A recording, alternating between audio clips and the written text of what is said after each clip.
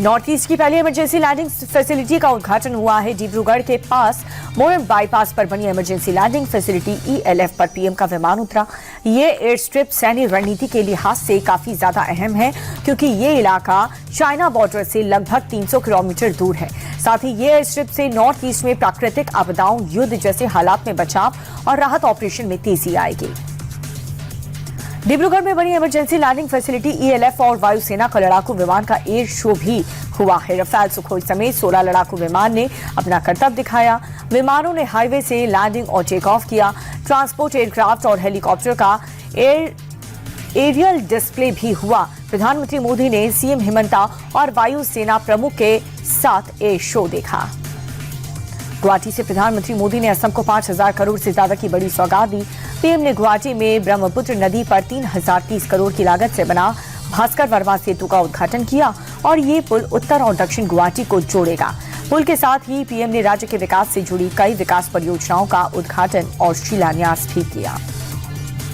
मनरेगा का नाम बदलने पर कांग्रेस देश भर में विरोध प्रदर्शन कर रही है और इस बीच बड़ी संख्या में कांग्रेस कार्यकर्ता जम्मू की सड़कों पर उतर आए और जी राम जी कानून का विरोध किया। केंद्र के खिलाफ जमकर के नारेबाजी की। प्रदर्शन को देखते हुए पुलिस ने जगह जगह बैरिकेडिंग करके रखी हुई है, लेकिन कुछ प्रदर्शनकारियों ने बैरिकेडिंग तोड़ने की कोशिश की, जिससे पुलिस और कांग्रेस कार्यकर्ता आमने सामने आ गए और धक्का मुक्की भी देखने को मिली। शंकराचार्य अविमुक्तेश्वरानंद को लेकर के योगी आदित्यनाथ ने एक बड़ा बयान दिया है। उन्होंने साफ कहा है कि हर व्यक्ति शंकराचार्य नहीं लिख सकता, कोई भी कानून से बड़ा नहीं है। योगी ने सपा को भी आईना दिखाया और कहा कि अगर वो शंकराचार्य हैं तो फिर सपा सरकार में उन पर वाराणसी में लाठीचार्ज क्यों हुई थी और क्या उन पर FIR दर्ज हुई थी। सीएम योगी आदित्यनाथ के बयान पर अखिलेश ने पलटवार किया। अखिलेश ने कहा कि योगी से बताएं कि उन्हें योगी का सर्टिफिकेट किसने दिया। वस्त्र पहनने और कान छिदवा लेने से आप योगी नहीं हो सकते। सीएम योगी आदित्यनाथ के बयान के बाद अब शंकराचार्य अविमुक्तेश्वरानंद ने योगी पर पलटवार किया। उन्होंने कहा कि राजनीतिक व्यक्ति तय नहीं करेगा कि कौन शंकराचार्य है और कौन नहीं। सीएम योगी आदित्यनाथ ने विधानसभा में आपत्तिजनक बातें कही। राज्यपाल को मामले में संज्ञान लेना चाहिए। शंकराचार्य ने आगे ये कहा कि जो अहंकार 2015 में अखिलेश यादव के सिर पर था, वही अहंकार आज सीएम योगी आदित्यनाथ के सिर पर है। दिल्ली में स्वामी रामदेव संस्कार उत्सव में शामिल हुए इस दौरान बाबा रामदेव ने जाति के नाम पर चल रही लड़ाई को लेकर के बड़ा बयान दिया। स्वामी रामदेव ने कहा कि पहले से जाति का नाम लड़ाया गया है और हम सभी के पूर्वज एक हैं। बाबा रामदेव ने आगे ये भी कहा कि हमें आपसी मतभेद को मिटाना चाहिए।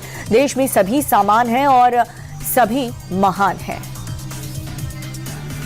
उत्तर प्रदेश में समाजवादी पार्टी के एक नेता की सनक सामने आई। दरअसल औरैया में एक सड़क का निर्माण हो रहा था। RCC ढलाई की गई थी, लेकिन SP के सनकी नेता ने कच्ची ढलाई पर ही फॉर्च्यूनर गाड़ी दौड़ा दी, जिसके पूरी सड़क खराब हो गई और इसका वीडियो बीजेपी ने शेयर करते हुए लिखा कि गाड़ी पर सपा का झंडा और उसमें बैठा एक गुंडा।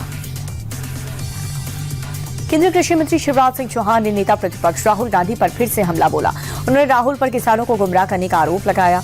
शिवराज ने कहा कि राहुल लगातार झूठ बोल रहे हैं। अमेरिका के साथ हुई ट्रेड डील को लेकर के वो किसानों को गुमराह करने की लगातार कोशिश कर रहे हैं, लेकिन झूठ कितना भी जोर से बोला जाए वो सच नहीं बन जाता।